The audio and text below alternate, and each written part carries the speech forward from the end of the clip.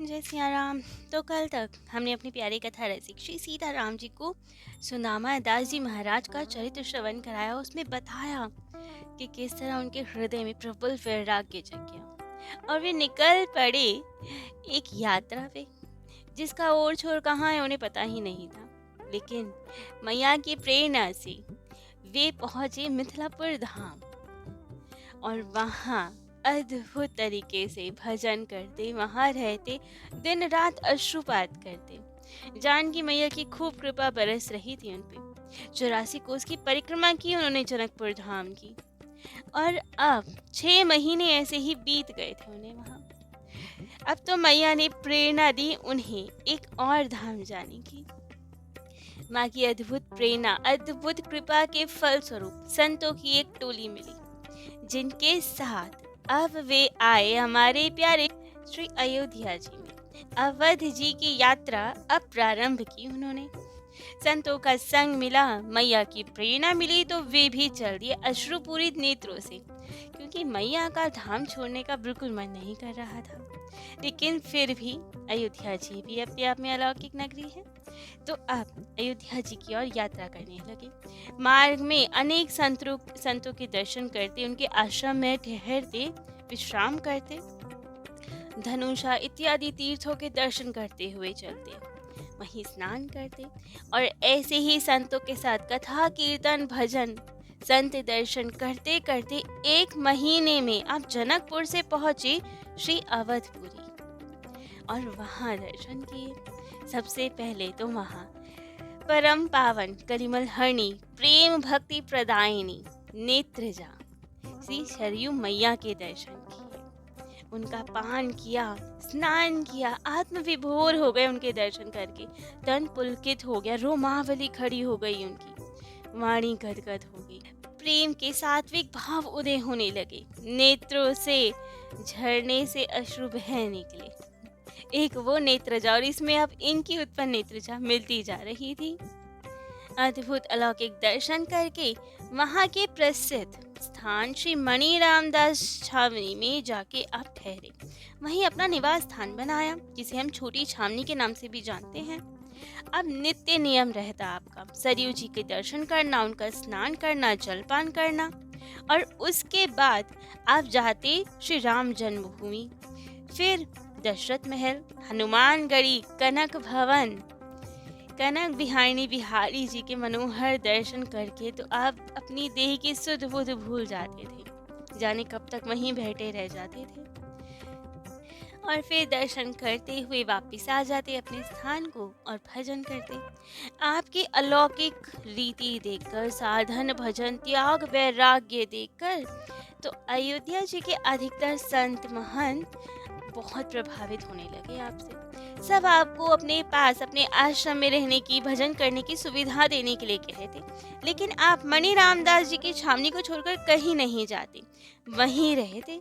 साधु सेवा की जो भावना थी वहीं से आपके हृदय में उत्पन्न हुई श्री अयोध्या जी से। वहाँ पे आप खूब रहते, साधु सेवा करते, खूब आनंद रहता। जो बीज साधु सेवा का श्री अयोध्या जी में उत्पन्न हुआ, अंकुरित हुआ, वे और बड़ा वृक्ष बन गया वृंदावन जाकर। लेकिन अभी वृंदावन के लिए तो समय था, अभी तो आप अयोध्या जी के मजे ले रहे थे, खूब आनंद मिल रहा था वहाँ भजन करने में, वहाँ श्वास लेने में। अब खूब आनंद से भजन करते, इसी क्रम में माझा निवासी श्री राम नाम जापक श्री मौनी जी महाराज का आपको सत्संग प्राप्त हुआ, जिसके परिणाम स्वरूप आपकी श्री राम नाम के जप में खूब अनुरक्ति हो गई और अधिक वृद्धि हो गई राम नाम में, और अधिक प्रेम हो गया नाम महाराज से।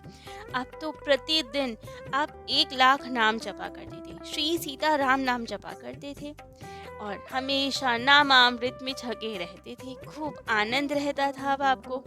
वहीं रहते रहते आपको भारत के सुप्रसिद्ध बूढ़े रामायणी जी श्री राम सुंदर दास जी महाराज का सानिध्य प्राप्त हुआ, उनकी सेवा का सौभाग्य मिला आपको। आपने उनसे विधिवत रामायण जी का अध्ययन किया। आपके साथ साथ उस समय श्री दीन बंधु दास जी महाराज, जो 4 संप्रदाय अखाड़ा नासिक के थे, पूज्य महंत श्री नवल किशोर दास जी महाराज, जो पानी घाटी वृंदावन के थे, श्री सखा जी महाराज, ये सब अध्ययन किया करते थे रामायण जी का, खूब संतों की सेवा किया करते थे और साधुओं के गूढ़ रहस्य वहां रह के सीखते थे। इसी प्रकार से अब सेवा, भजन, साधना, दैनिक कथा, सत्संग और भगवत और भागवत जी का चरित्रामृत पान करते करते आपको अयोध्या जी में रहते रहते 5-6 वर्ष बीत गए। लेकिन 5-6 वर्ष ऐसे बीते मानो 5-6 महीने ही हुए हों। खूब आनंद से रहते वहाँ पे, खूब भजन करते। और इसी अंतराल में श्री धाम वृंदावन के स्वामी श्री दामोदर जी की मंडली आई वहाँ पे रस लीला रचाने। आप तो मणि रामदास जी की छावनी में आपको वो रास लीला देखने का सौभाग्य प्राप्त हुआ। और यहाँ रास विहारी भगवान के दर्शन करते ही आप अपने शरीर की सुध बुध भूल बैठे। जब तक मंडली श्री अवध में रही, श्री रास विहारी जी की लीला आप नित्य प्रति देखते थे। और बाद में अब मंडली का समय हुआ वापस वृंदावन जाने का। तो अब जब वो जाने लगी तब तो आपके हृदय में छिपे हुए माधुर्य के संस्कार जागृत हो गए। मन रास विहारी की ओर आकृष्ट हो गया। श्री लीला विहारी ने आपका अंतःकरण इस प्रकार खींच लिया कि अब आपसे अयोध्या जी में रहना भारी हो गया। और सन 1926 में आप अयोध्या जी के सभी संतों को, महंतों को, श्री अयोध्यापुरी को, सरयू मैया को, अयोध्यानाथ भगवान को, श्री हनुमान जी महाराज को, सबको दंडवत प्रणाम करके चल दिए वृंदावन धाम की ओर। आपके साथ आपके परम प्रिय सखा, परम भागवत महंत श्री दीनबंधु दास जी महाराज, जो कि नासिक चतुर संप्रदाय के थे, वे भी हो लिए। गुरु भाई थे आपके, क्योंकि साथ में रामायण पढ़ी थी आपने और आजीवन इस संबंध का निर्वाह भी किया उन्होंने। तो अब दोनों चल दिए श्री वृंदावन धाम की ओर। अवध से चलकर जैसे ही अब मथुरा रेलवे स्टेशन पे उतरे, तुरंत आपने ब्रिज भूमि को दंडवत प्रणाम किया। हृदय में अद्भुत भाव जागृत होने लगे। सोचने लगे, यह ये भूमि कितनी धन्य है। यहाँ हमारे प्रभु ने स्वयं नंगे पैर विचरण किया है। कितनी पवित्र है, कितनी भाग्यशाली है ये भूमि। वंदे व्रज वसुधराम। और ये स्मरण करते ही प्रेम के सात्विक भाव उदय होने लगे। आंखों से अविरल अश्रुधारा फूट पड़ी और वहीं से पैदल चलकर आप श्री वृंदावन धाम पहुंचे। यहाँ पर आप श्री राम बाग, राम मंदिर, ज्ञान गुदड़ी में आसन जमाए और वहाँ सायकाल में संतों से पूछकर यहाँ के कौन कौन से मंदिर हैं, दर्शन कहाँ करने चाहिए। तो जैसे ही संत बताते उसी अनुसार आप अलग अलग मंदिरों में जाते, वहाँ दर्शन करते। जाके घंटों घंटों कतार में लगना पड़ता आपको, लेकिन फिर भी हृदय में ऐसी व्याकुलता रहती कि कब 1 घंटा बीत जाता उन्हें पता तक नहीं चलता। ऐसा अनुभव होता जैसे अपने प्रियतम से मिलने जा रही हो, घंटों प्रतीक्षा के बाद उनके सामने पहुंची, लेकिन फिर भी अश्रु के अलावा कुछ बोल ना पा रही हूँ। नेत्र ही केवल बात कर रहे हो ठाकुर जी से। और वैसे ही दर्शन करके आ जाते और यही उनका नित्य नियम रहता। कितनी ही लंबी कतार हो, कितने ही घंटे लग जाए, लेकिन अब दर्शन करने अवश्य जाया करते थे। जहाँ रास विहारी जी होते थे, रास लीला हो रही होती थी, उनका अवलोकन करते थे, बड़े प्रेम से वो देखते थे। उसे देखते देखते सारे भाव आपके हृदय में उत्पन्न हो जाया करते थे। जब तक लीला दर्शन करते रहते तब तक आपके नेत्र सजल ही रहते थे, अश्रु सदा बहते ही रहते थे। रास विहारी जहाँ जहाँ लीला करते थे वहाँ वहाँ आप रोज जाके दर्शन किया करते थे। दर्शन करते करते आपको अपने शरीर की भी सुध नहीं रहती थी, भूख प्यास कुछ नहीं लगती थी आपको। यदि कहीं से आपको कोई संत मान के 2-4 पैसे दे भी दिया करता था, तो भी आप सब रास विहारी को ही अर्पण कर दिया करते थे। कभी उनके लिए माला लिया ना, कभी भोग प्रसाद लिया ना, सब कुछ अर्पण कर दिया करते थे। वैसे उस जमाने में ज्यादा पैसे आदि मिला भी नहीं करते थे। भंडारे में भी दक्षिणा के स्वरूप में 1 आना 2 आना ही मिलता था, लेकिन फिर भी जो कुछ मिलता सब श्री रास बिहारी को ही अर्पण कर दिया करते थे।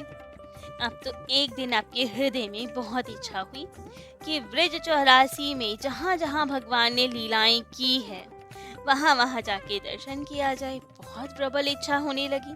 तब तो आप वृक्षराशि की परिक्रमा के लिए निकल पड़े। हृदय में अगाध प्रेम की राशि समेटे, कंधे पर आसन, गले में माला झोली और भगवान नाम जपते जपते यात्रा करते जा रहे हैं। जब मधुवन पहुंचे, ध्रुव टीले के दर्शन किए तो मानो किसी परिकल्पना में खो गए। अरे ये तो वही स्थान है जहां बालक ध्रुव ने तपस्या की थी। नारायण भगवान ने 6 महीने के भीतर ही उन्हें दर्शन दे दिया था, कृतार्थ किया था, अपनी गोद में स्थान दिया था। ऐसे ही भावों में डूबते, अश्रु विसर्जन करते जाते, आगे बढ़ते जाते। कभी गिरिराज जी को देखे खो जाते, बरसाना में देखते, नंद गांव, प्रेम सरोवर, सब जगह जाते, रो वहाँ की लीलाओं की ध्यान करते। कभी रोते, कभी गाते, कभी गोते लगाते, कभी ब्रिज रज में लौटते हुए आंसू बहाते हुए, कभी भूखे, कभी अघाते, केवल डोलते फिरते, लीलाओं में निमग्न रहते। भगवत विरह के कारण आपकी भक्ति अब और पक्की होती जा रही थी। आपके हृदय में ठाकुर जी के मिलने की इच्छा और प्रबल होती जा रही थी। और इसी समय लीलाओं में डूबते डूबते आपने परिक्रमा पूर्ण की और आ गए वापस वृंदावन धाम। लेकिन किसी धाम वास की सफलता तो केवल तब है जब हम साधु संग करें, सत्संग करें। बिना सत्संग के तो भजन भी उतना प्रभावशाली नहीं रह जाता। तीर्थवास यदि करना हो तो सत्संग से करना चाहिए, सत्संग रोज श्रवण करना चाहिए और नियम आदि का पालन करना चाहिए। तो इसीलिए अब आप नित्य नियम से सत्संग में जाने लगे। वहाँ भगवत महिमा सुनते, धाम महिमा सुनते, नाम महिमा सुनते, यमुना महारानी की महिमा सुनते, नाम जप की महिमा सुनते, तप की महिमा, व्रत की महिमा, संत समाज की महिमा सुनते, ब्राह्मण की महिमा सुनते, ब्रिजवासियों की महिमा सुनते, रज की महिमा सुनते, सेवा की महिमा सुनते। खूब आनंद से आप ब्रिजवास करते। आप बिना सत्संग के तो हम न ब्रिजवासियों की महिमा जान सकते हैं, न संत की महिमा जान सकते हैं, न जप की महिमा जान सकते हैं। तो इसीलिए आप तो खूब आनंद से सत्संग में जाते, आप खूब प्रेम से सत्संग श्रवण करते। आप कभी नित्यानंद भट्ट जी की कथा में जाते तो कभी पंडित श्री जगन्नाथ प्रसाद भक्तमाली जी की कथा में जाते। भक्तमाली जी की कथा बहुत प्रिय लगती थी आपको। वृंदावन अति प्रिय लग गया और उसमें मन तो पूर्ण तरह से आपका रम गया। भजन, साधन, आराधन, उपासना की दृष्टि से श्री धामवास अनुकूल रहा। मन प्रभु के चरणों में लगता गया। आपका निष्ठा, भक्ति और दृढ़ होती गई। अब ब्रिजवासियों के घर से अन्न मांगते, भिक्षा मांग कर ही रहते, उससे आपकी क्षुधा की निवृत्ति होती और भजन साधन से आपकी आत्मा की तृप्ति होती जाती। और ऐसे ही भजन करते करते श्री राम बाग में लगभग 4 वर्ष तक आपने निवास किया। और इन्हीं सब के बीच जगन्नाथ प्रसाद भक्तमाली जी से आपकी घनिष्ठता बढ़ती गई। अब तो जहाँ जहाँ भक्तमाली जी की कथा होती, वहाँ वहाँ आप जाते, कथा श्रवण करते। अब भक्तमाल से भी आपको बहुत प्रेम हो गया। अब भक्तमाल जी का आप स्वयं भी पाठ करने लगे। संतों के साथ मिलकर अब भक्तमाल का अध्ययन करते, भक्तमाली जी से ही सीखते। अब भक्तमाल कभी कभी भक्तमाली जी के यहाँ ठाकुर जी की रसोई भी आपने बनाई। खूब आनंद से सबको पवाया। रामबाग से आकर आपने अब ज्ञान गुदड़ी में श्याम दिगंबर के सामने कुछ काल तक निवास किया। भिक्षा अन्न से संतों की सेवा भी प्रारंभ कर दी। जो अवधवास में जो बीज उत्पन्न हुआ था, बीज पड़ा था आपके हृदय में संत सेवा का, अब वो अंकुरित होने लगा। तो भिक्षा से जो भी अन्न मिलता स्वयं भी पाते और सबको पवाते। संत सेवा प्रारंभ हो गई। थोड़े समय वहां रहने के बाद अब ज्ञान गुदड़ी से अब आगे चलकर आप आए खाक चौक के सामने परमहंस श्री गंगादास जी की झोपड़ी में। 3 वर्ष तक वहीं रह के संत सेवा करते, खूब भजन साधन करते, खूब आनंद रहता। और उसके बाद आज जहाँ उनका स्थान है, वहाँ श्री राम कुमार दास जी महाराज की कुटी थी। वे कुटिया बनाकर वहीं साधन किया करते थे। जब राम कुमार दास जी महाराज ने आपका भजन देखा, संत सेवा में निष्ठा देखी, तो उन्होंने आपसे कहा कि हमारी कुटिया में रहो और यहाँ आके भजन करो। और आज तक अंत समय तक भी फिर वे वहीं रहे। जो आज नाभापीठ सुदामा कुटी के नाम से जिन्हें हम सब लोग जानते हैं। अब तो आप उनके पास जाके रहने लगे। श्री राम कुमार दास जी महाराज वे भी संतों की सेवा में जितना बन पड़ता था उतना सहयोग किया करते थे। पहले तो सुदामा दास जी महाराज ने बहुत टालने का प्रयास किया था कि उनको कष्ट होगा कि उनके स्थान पे रहा जाए, लेकिन जब राम कुमार दास जी महाराज ने बहुत आग्रह किया तब आपको वहाँ जाना ही पड़ा। उनके लिए भी एक कुटिया छा दी गई और भिक्षा के अन्न से वहाँ पे ठाकुर सेवा होने लगी, संत सेवा चलने लगी। कुछ महीनों बाद ही श्री रामदास जी महाराज ने कुटिया को आपको ही समर्पित कर दिया और कहा कि अब कुटिया बिहारी भगवान की सेवा और संत सेवा आप किया करें। अब मेरा शरीर बहुत वृद्ध हो गया है। तो अब प्रभु की इच्छा जानकर आपने वहाँ ठाकुर सेवा, संतों की सेवा स्वीकार की और वहीं रहने लगे। अब आप पे सेवा का भार और ज्यादा बढ़ गया, क्योंकि पहले तो केवल आप भजन करते थे, भिक्षा मांग के लाते थे और संतों की सेवा करते थे, लेकिन अब तो उस कुटिया विहारी ठाकुर जी की सेवा भी आप पर आ गई। तो अब सुबह आप 3 बजे जगते, नित्य कर्म करते, यमुना जी में स्नान करते, 1 घट यमुना जी का जल लेकर आते और उनसे फिर ठाकुर सेवा किया करते, मंत्र राज का जप किया करते। आरती करने के बाद अपनी झोली लेकर फिर भिक्षा लेने जाते। भिक्षा के लिए यमुना पार के गांव में चले जाते और लौटते समय मार्ग में जो कंडे या उपले पड़े हुए मिलते वे आप ले आते। उस समय यमुना पल्ली पार गौचरण की बहुत बड़ी भूमि थी जहां गायें चरा करती थी। भिक्षा में भी उस समय ज्वार, बाजरा, जौ, चना, गेहूं का मिला हुआ आटा मिला करता था, तो वही आप सब ले आते थे और यहाँ स्वयं रसोई बनाते थे, ठाकुर जी को भोग लगाते थे और बड़े प्रेम से संतों को प्रसाद पवाया करते थे। अंत में जो कुछ बच जाया करता था फिर वे स्वयं पाते थे। लेकिन फिर भी इन सब सेवाओं के बावजूद भी आपके नाम जप में कोई अंतर नहीं पड़ा था। अब आप जहाँ जाते, चलते फिरते हर समय नाम जपा करते थे। अब तो आपका नाम जप हृदय में उतर चुका था, निरंतर अब वो नाम जप चलता रहता था। इसी प्रकार से कुछ वर्षों तक सेवा चलती रही और कुछ वर्षों के बाद ठाकुर जी की कृपा से श्री मथुरा दास जी भक्तमाली जी, श्री माधुरी शरण जी महाराज, पुजारी श्री मोहन दास जी व्यास, बाबा कमलेश्वर दास जी और भी बहुत सारे त्यागी, तपस्वी, भजनानंदी संत आपके पास आए। आपके साथ आपकी कुटिया में रहने लगे, ठाकुर सेवा में मदद करने लगे, संत सेवा में सहयोग देने लगे और इस प्रकार अब दिन प्रतिदिन सेवा में वृद्धि होने लगी। संतों का आगमन भी बढ़ता गया। संत निवास का अब बहुत अभाव होने लगा क्योंकि बहुत सारे संत आने लगे। तब तो संतों ने यमुना जी के किनारे से झाऊ और मुंजाटवी से मूंज काट कर लाए और मूंज की वही स्थान पे झोपड़ी बनानी शुरू कर दी और इस तरह बहुत सारे संतों को वहां पे आश्रय मिल गया। जैसे गीता जी में ठाकुर जी कहते हैं कि मैं अपने भक्तों का योग क्षेम खुद वहन करता हूँ, तो वैसे ही ठाकुर जी ने करके भी दिखाया। श्याम सुंदर को अपने भक्तों की चिंता विशेष रहती है, अपनी वाणी को सत्य करके दिखाया। यहाँ धीरे धीरे संतों का आगमन बढ़ा, सेवा प्रकल्प बढ़ा, तो सब व्यवस्था भी स्वयं होने लगी। संतों ने सेवा आपस में बांट ली। पुजारी श्री मोहनदास व्यास जी ने मंदिर की सेवा ले ली और खूब प्रेम से ठाकुर सेवा करने लगे। किसी प्रकार की साज सज्जा में कमी नहीं रहने देते ठाकुर जी की। बेशक वहाँ तब आभूषण ज्यादा नहीं होते थे, महंगे महंगे वस्त्र नहीं होते थे, लेकिन फिर भी ठाकुर जी इतने सुंदर, सलोने, सुहावने लगते थे कि जो एक बार दर्शन कर दे वे तो अपनी सुध बुध भूल बैठे। मंदिर में दिव्य सुगंध छाई रहती थी जब वे सेवा किया करते थे। ऐसे ही रसोई का भार बाबा श्री कमलेश्वर दास जी ने संभाला।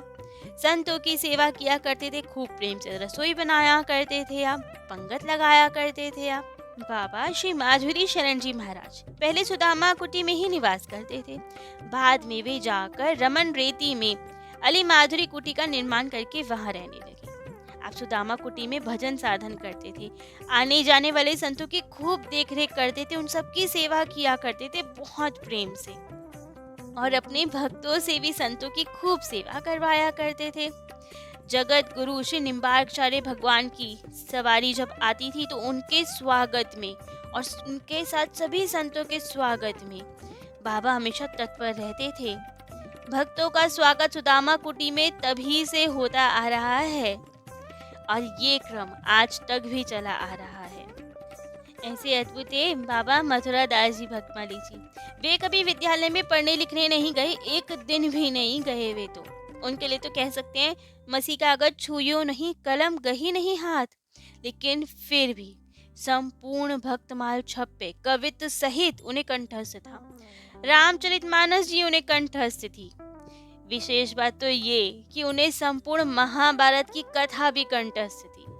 बिना पुस्तक देखे पूरी कथा सुना दिया करते थे वे, और उनका संपूर्ण कथा सुनाने का क्रम भी बड़ा विलक्षण था। जब कोई श्रोता आता था उनके पास महाभारत जी की कथा सुनने, तो उससे पूछा करते थे कि कितने दिन में पूरी कथा सुननी है। अब श्रोता हैरान होता कि महाराज ये कैसा प्रश्न है। तब आप कहते, अरे सही तो पूछ रहा हूँ, संपूर्ण महाभारत 1 महीने, 6 महीने, 1 वर्ष या 12 वर्ष में सुनाता हूँ मैं। तुम बताओ तुम्हें कितने समय में पूरी कथा सुननी है, उसी क्रम से मैं सुनाऊंगा। पुराणों के, उपनिषदों के कई हजार श्लोक भी आपको कंठस्थ थे। श्री मथुरा दास जी के विषय में तो वृंदावन के विद्वान संत श्री नाथ जी शास्त्री जो पुराणाचार्य थे, वे कहा करते थे कि इस दुबले पतले शरीर के ऊपर ये खोपड़ी क्या है, ये तो चलती फिरती पुस्तकों की लाइब्रेरी है।